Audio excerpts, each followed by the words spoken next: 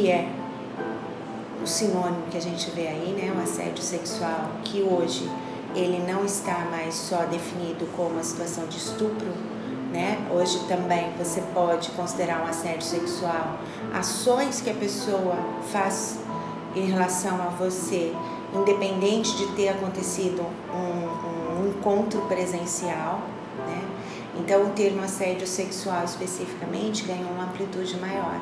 E isso nós temos que divulgar e temos que conscientizar as pessoas para que elas saibam o que elas estão fazendo é correto ou não. É uma questão de poder. Eu acho que tem a ver com ter a possibilidade de fazer.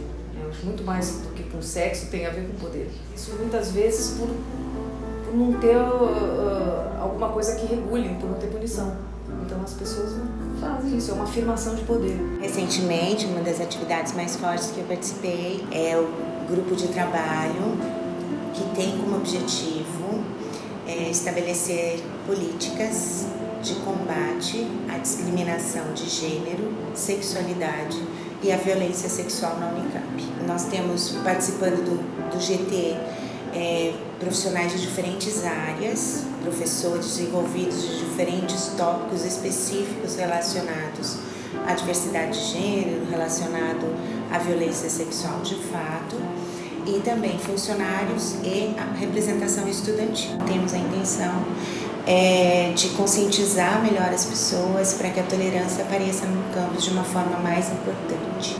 Então existe a necessidade de uma compreensão, de um preparo para entender que o LGBT, o trans e os gays estão sendo violentados e eles precisam de ajuda e eles não têm amparo aonde serem acolhidos, né?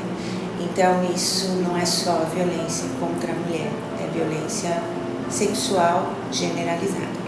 Nesse campo da violência sexual especificamente, os termos estão mudando muito, os limites entre as pessoas estão mudando muito, principalmente no Brasil. Então essa conscientização de que precisamos sentar para conversar e definir de uma maneira geral, e aí seria interessante que fosse ao nível nacional, né, pessoas de todas as universidades pensando juntos sobre essa definição, o que é aceitável e o que não é, seria extremamente relevante. Hoje a Unicamp trabalha com esse tipo de denúncia indo via ouvidoria. A ouvidoria, ela é um canal de comunicação tanto da comunidade universitária como da comunidade externa à Unesp, que pode ser acionado para diversas finalidades, né? Seja ela para encaminhar algum tipo de dúvida, de solicitação de informação, de alguma reclamação,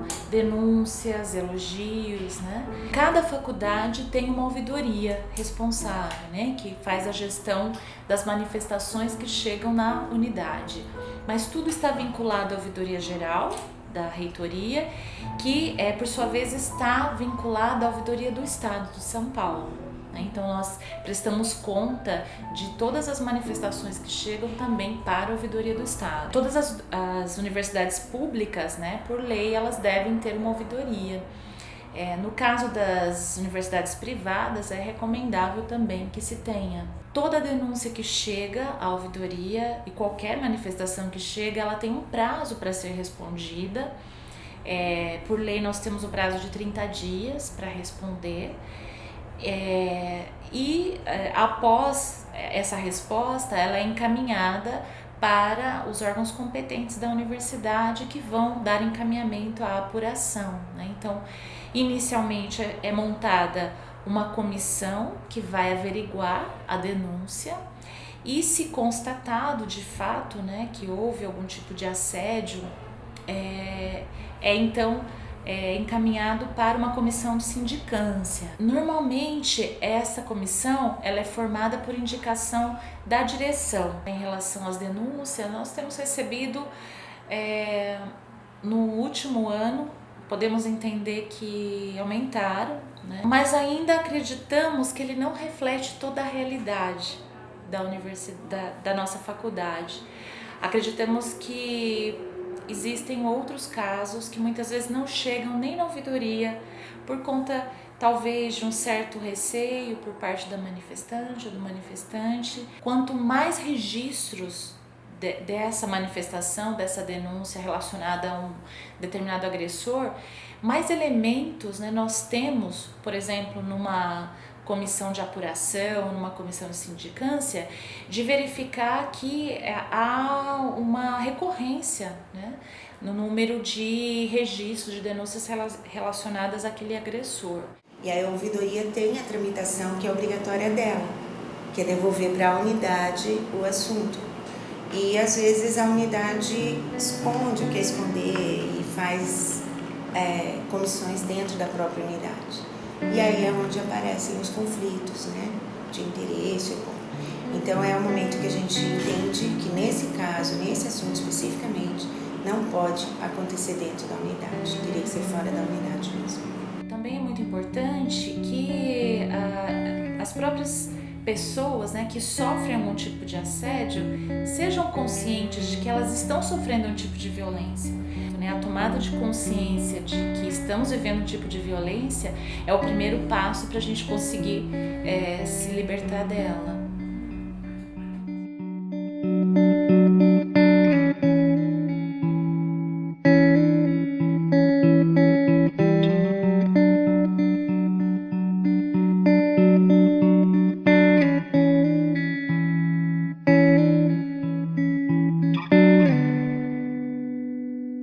Ele era meu professor. Ele pegou meu celular com as minhas amigas, ficava mandando mensagem, me ligando de madrugada, falando pra eu ir na casa dele e que ele ia fazer sexo comigo. E que se eu não fosse, ele iria me reprovar. Eu ia nas festas e ele ficava me cercando. Eu parei de sair e mudei de curso. Recebi olhares de um professor que me deixavam extremamente desconfortável. Quando eu ia de shorts na faculdade, era pior ainda. Ele me olhava como se eu fosse um pedaço de carne. Acabei largando a matéria e atrasei 1 ano do curso. A gente estava numa festa de república e começou a se beijar. Até então tudo bem, porque era tudo consensual. Mas aí ele começou a colocar a mão dentro da minha roupa e mesmo pedindo pra ele parar, ele não parava. Como se só por ele ter consentido o beijo ele pudesse fazer tudo aquilo. Eu tava ficando com uma menina numa festa e ele começou a mexer com a gente, falando que era bonito de se ver, que queria estar no meio. As duas responderam ele e ele partiu pra cima da gente e só parou porque os amigos dele seguraram. Cheguei aqui. O meu corpo, que não tão meu assim. Olhos e mãos que me censuram, também me apalpam, me apertam, me invadem.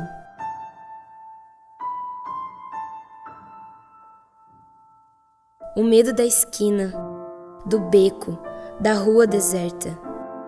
Os rituais de proteção. Minha rotina é oração. Me livrai dos visitantes sem permissão. Cheguei aqui, tudo novo, reluz.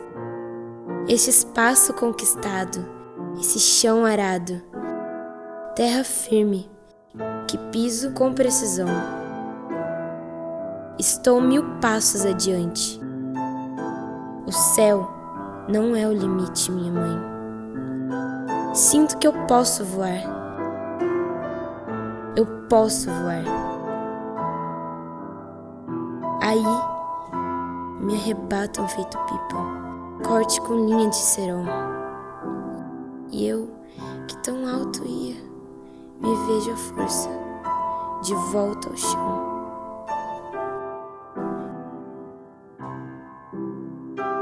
O que normalmente acontece é que a gente tende a olhar para o lado da vítima, né? Inclusive as consequências disso. Mas o outro lado, de quem está assediando, a subjetividade desse outro também é muito importante. Primeiro que a gente está falando de uma situação que é bastante cultural.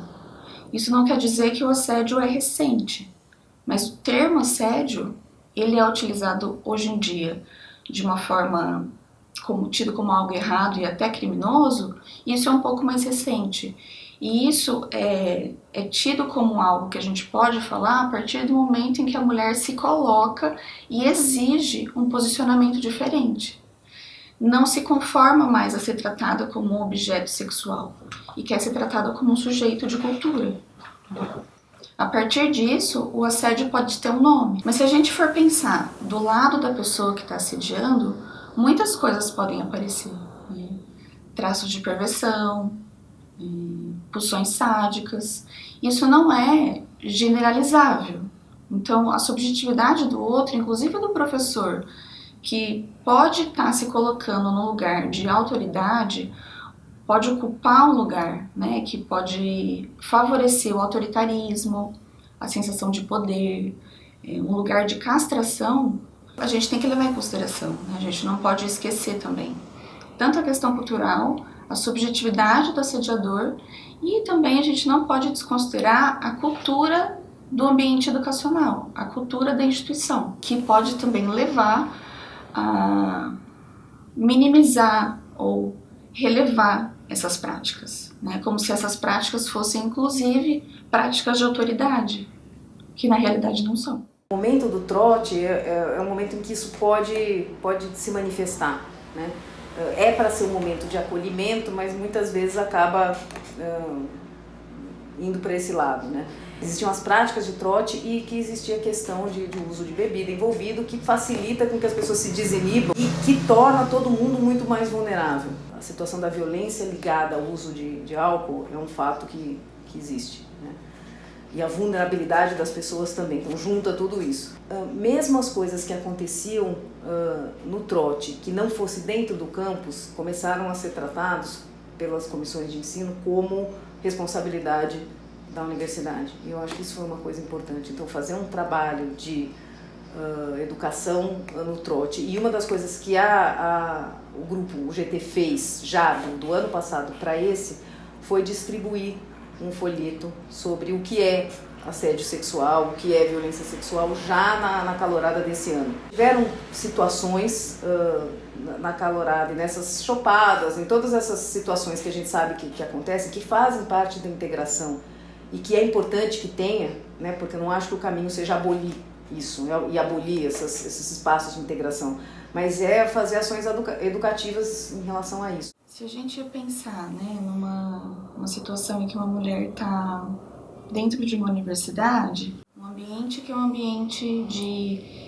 debate intelectual, de formação, de informação e de trabalho, inclusive, a mulher é sexualizada, né? A mulher é objetificada. E nesse sentido ela não é tomada como um sujeito, ela é tomada como um objeto. Então os danos psíquicos de uma situação como essa podem ser, na verdade, muito graves, né? A depender da situação, de como que a mulher vai experienciar esse acontecimento. Então, o que a gente vê acontecendo são diferentes sintomas, né, que podem acontecer. Então, distúrbios psicossomáticos, isolamento, sintomas de estresse, sentimento de inferioridade, de desvalorização, depressão. Eu acho que tem duas violências que podem acontecer. Primeiro é a violência que você sofre, e tem a segunda, que é quando você vai tentar falar a respeito e a providência não é tomada, né? E a gente sabe que se isso não for tratado de uma forma qualificada, a gente tem acompanhado vários casos, né? Você ter que de novo contar e recontar várias vezes aquela situação. Quando a gente sofre uma situação traumática, é muito difícil você ter que ficar revivendo isso, né? Muitas vezes você precisa de um tempo para elaborar aquilo. O fato de ser dentro do campus, né, com alguém conhecido, pode piorar porque você tem que ficar convivendo com a pessoa, né? E isso pode fazer com que você não queira mais ir para a aula, que você não consiga mais render na sua aula, né? Porque você tem que mobilizar toda a sua energia para lidar com esse sofrimento. Então, muitas vezes o rendimento acadêmico, obviamente, pode estar comprometido, a sua vida amorosa fica comprometida, porque é algo que atinge, né, a sua vida sexual, sua vida amorosa. Então, é uma coisa que tem uma consequência enorme, né? A sua confiança nas pessoas fica muito abalada, porque geralmente, né, se trata de confiança, você está ali num ambiente em que você acha que você pode estar tranquilamente e, de repente, você sofre uma violência num ambiente desses, então você passa a não se sentir mais seguro, né? Muitas vezes você pode ter sintomas do que a gente chama, né, de transtorno de estresse pós-traumático, que é isso, você fica o tempo todo revivendo aquilo, mesmo que a situação não esteja mais acontecendo, qualquer coisa que te remeta àquela situação, qualquer coisa que te lembre aquilo, faz com que você reviva aquele choque de novo. Então, isso faz com que as outras coisas da tua vida parem. Se você está tendo crise de choro, sintomas às vezes físicos de angústia mesmo, né? Aquilo pode te dar, né, uma crise de taquicardia, aquilo pode te dar uma sensação de fôlego curto. Se você tiver um transtorno de estresse pós-traumático depois de sofrer uma violência sexual, um assédio muito intenso, você pode ter isso. Então, o impacto na vida acadêmica e na vida pessoal de uma pessoa que sofre isso é muito grande. Você saber que você vai conviver com a pessoa que te assediou ou possivelmente encontrar com ela num contexto, no ambiente educacional, isso com certeza traz para a mulher muitas situações de sentimentos mesmo de perseguição, né? E isso pode com certeza vir a agravar ainda mais esse sofrimento. Acho que as coisas vão poder ser encaminhadas a partir do momento em que a pessoa falar, né, com alguém, né? Porque tudo que você não fala, aquilo vai fermentando, vai ficando cada vez mais tóxico, né? Então e você vai ficando muito sozinho com o problema, muito isolado, né? E as pessoas ainda têm muita tendência, isso é natural, a ficar se culpando, né? Se eu não tivesse ido, se eu tivesse feito desse jeito, por que foi comigo e não com outra pessoa? Se você não conversa, você tende a alimentar esse tipo de fantasia, né? Então, ao levar isso para alguém, você vai saber que não foi só com você, que a culpa não era sua, que você estava lá, né? Porque essas coisas acontecem em N lugares, né? Por N razões, né? Então não é porque você bebeu demais, não é porque você estava com a roupa curta, não é por nada disso, é porque aconteceu, né? Então, conversar ajuda você a achar um lugar para articular uma experiência tão ruim. Eu estudava engenharia mecânica e na minha sala só tinha mais umas 4 meninas. A gente tinha um grupo no WhatsApp e teve um dia que eu ia sair depois da aula e eu já fui arrumada. Quando eu cheguei lá, eu comecei a receber um monte de mensagem do tipo: seus seios parecem deliciosos com essa blusa. Eu chorei muito e tive que sair da sala.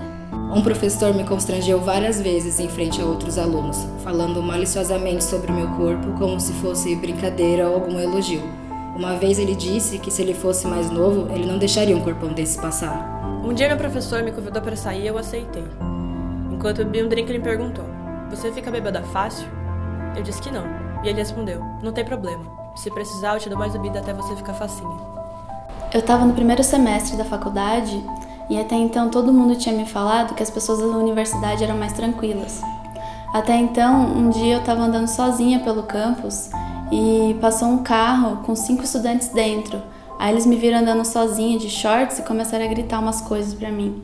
Demorou muito tempo até eu me sentir confortável para me vestir como eu quisesse para ir pra aula de novo.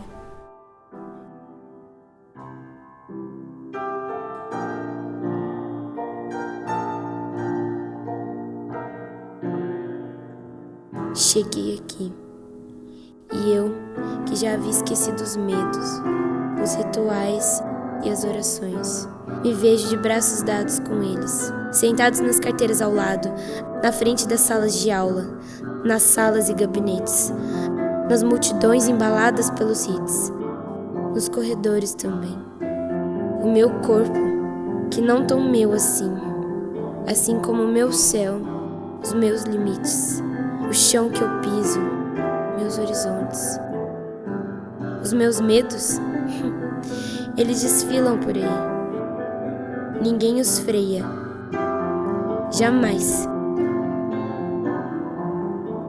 O meu coração arde. Por que tão vulneráveis? Eu sinto a sua dor. E ela me rasga a pele também. Me põe questionamentos, me faz querer gritar. Muito barulho e estardalhaço. Quem sabe assim não nos invadam nunca mais.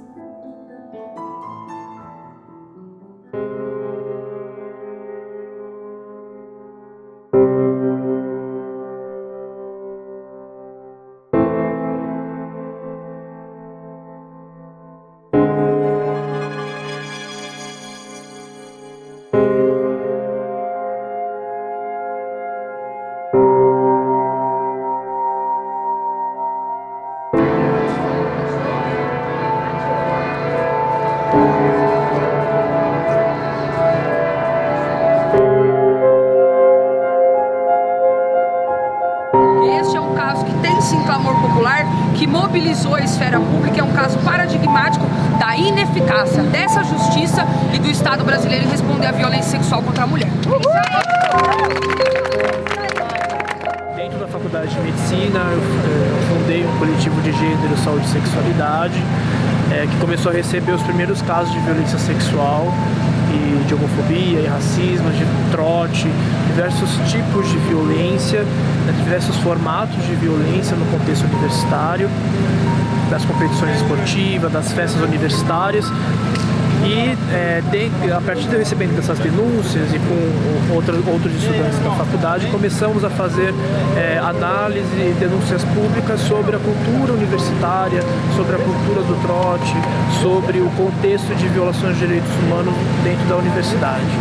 E a partir desse contexto nós passamos a ser muito perseguidos, ameaçados profissionalmente, academicamente, pela comunidade médica, pelos outros alunos da faculdade, membros das atléticas, e ficamos diante de um desamparo muito grande da própria diretoria da faculdade, que agia como se essas questões não tangessem ao universo da burocracia universitária, fosse uma questão dos estudantes, e desamparou as vítimas nos seus pedidos de sindicância, de punição aos agressores, principalmente as vítimas de violência sexual.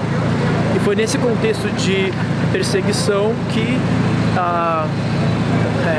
fizemos uma denúncia na Assembleia Legislativa para a Comissão de Direitos Humanos, que foi feita uma audiência pública na qual as vítimas puderam relatar o que estava acontecendo, esse contexto de perseguição, de opressão e de silenciamento coletivo dessas vítimas, e disso deflagrou a CPI em 2015. Em 2014 eu presidi a CPI dos trotes. Esse caso do Daniel Tarcísio foi levantado por ocasião da CPI e agora veio a julgamento aqui no Tribunal de Justiça. Ele é um cara altamente protegido, blindado, ele consegue tudo, né? Talvez pelo passado que ele tem, né? Este caso, o caso do Daniel Tarcísio, ele é um caso paradigmático, na minha opinião, da ineficácia do Estado brasileiro e da justiça brasileira de responder à violência sexual contra a mulher.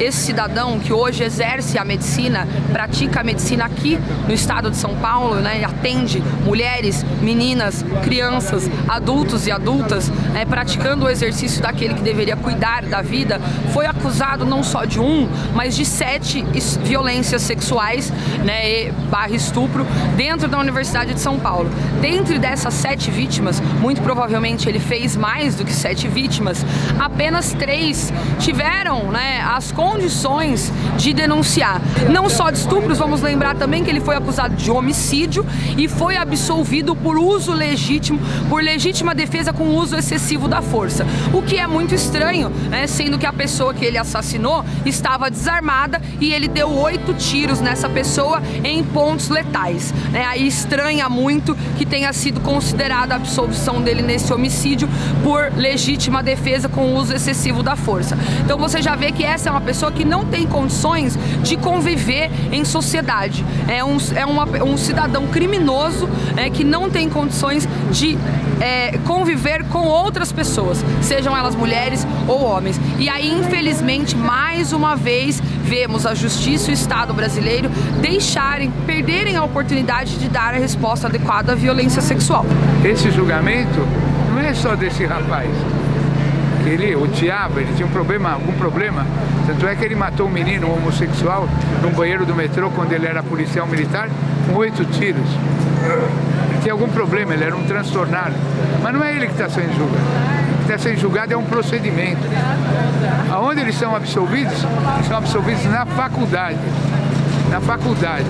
É lá que começa. Porque qualquer menina que faça queixa na faculdade e nas comissões protestantes, ela é considerada uma vagabunda. O caso do Daniel Tarcísio é um desses que representa, de maneira muito paradigmática, a violência sexual dentro das universidades, na medida em que essas violências que o Daniel foi acusada de cometer ocorreram dentro do campo das festas, né, no contexto de manipulação de bebidas, no contexto de entorpecimento das alunas e de vulnerabilização, de maneira que a tipificação do crime que foi acusada de estupro de vulnerável, né, no caso de mulheres adultas. A gente sabe que é muito custoso para as vítimas no Brasil denunciar a violência sexual, elas são culpabilizadas pela violência sexual, elas são revitimizadas, elas são tratadas como os réus, né? A gente olha para o perfil da vítima, o que ela estava fazendo, o que ela comia, que roupa que ela estava usando, o que ela estava bebendo, onde ela estava, que horas ela estava, se ela foi para balada, se ela não foi. Olha, se pergunta em audiência tudo o que você imaginar para a vítima e não para o agressor. Quando na verdade a gente deveria focar no agressor e no perfil do agressor. Independente de qualquer obstrução no sistema de justiça, a violência ocorreu. A vítima continua traumatizada, teve uma vida prejudicada no campo acadêmico, né? Teve que desistir do curso que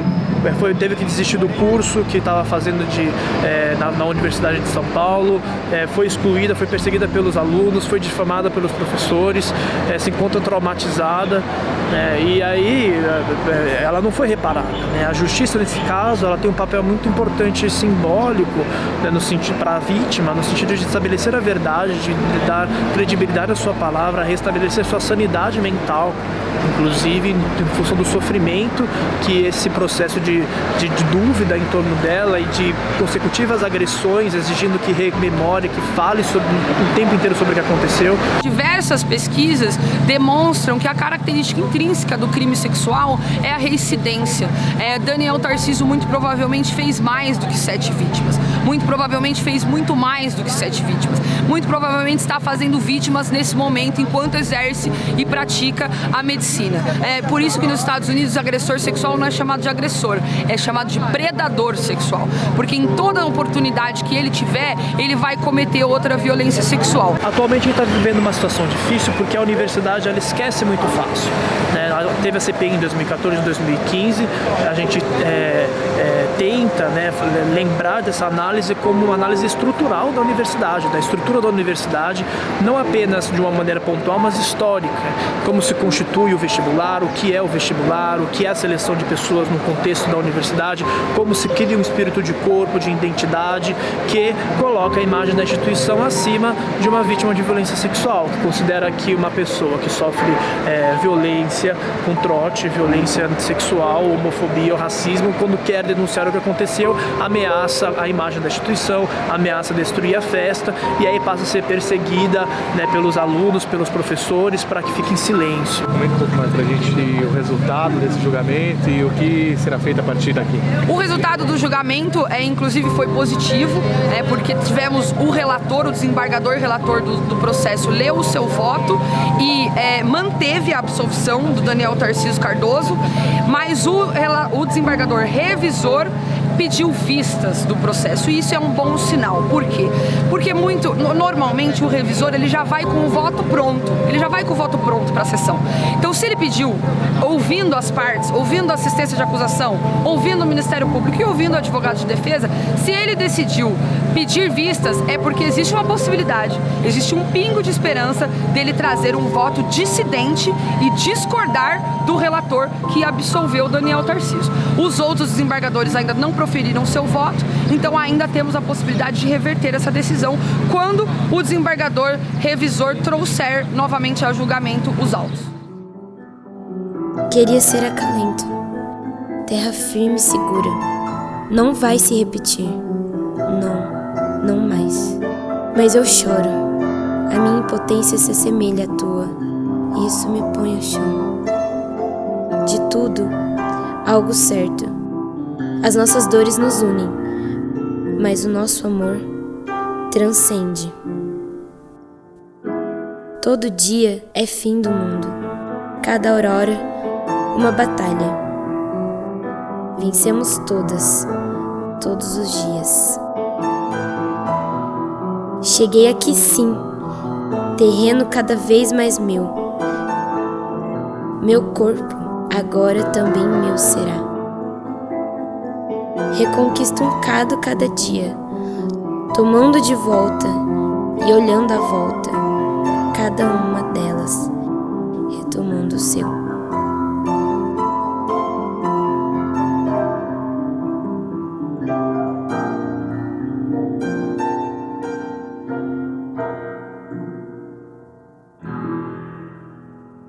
Os nossos corpos, eles chegaram aqui.